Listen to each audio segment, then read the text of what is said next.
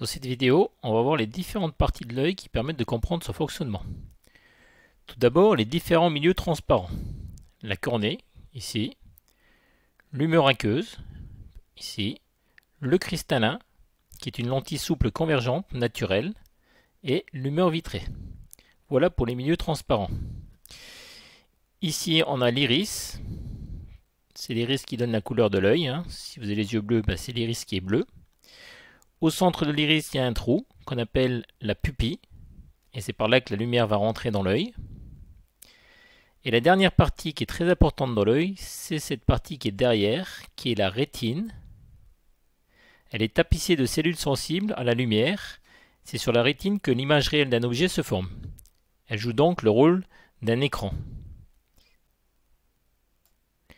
Alors l'iris, c'est une partie de l'œil qui permet de réguler la quantité de lumière qui va rentrer dans l'œil. S'il n'y a pas beaucoup de lumière, la pupille est dilatée. Par contre, s'il y a beaucoup de lumière, la pupille se contracte, l'iris devient plus grand et il y a moins de lumière qui rentre dans l'œil. Donc l'iris joue le rôle d'un diaphragme, comme dans un appareil photo. S'il y a peu de lumière, le diaphragme est ouvert et laisse passer beaucoup de lumière. Et s'il y a beaucoup plus de lumière, comme en montagne ici, le diaphragme se ferme et laisse rentrer moins de lumière. Donc l'iris, c'est comme un diaphragme, il joue le rôle de régulateur de lumière.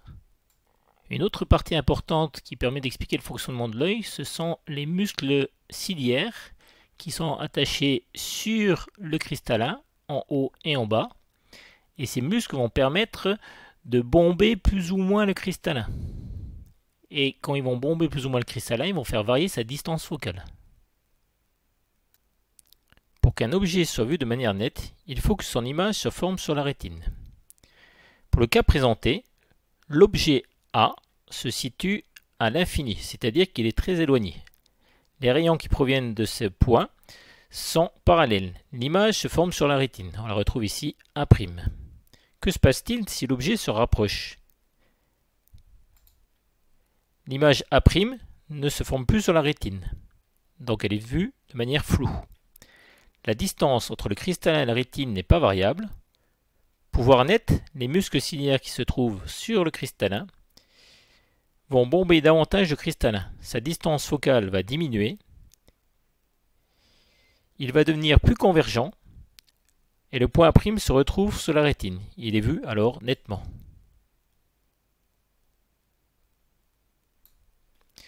Cette mise au point se fait toute seule et est quasi instantanée. C'est l'accommodation, qui est similaire à l'autofocus d'un appareil photo.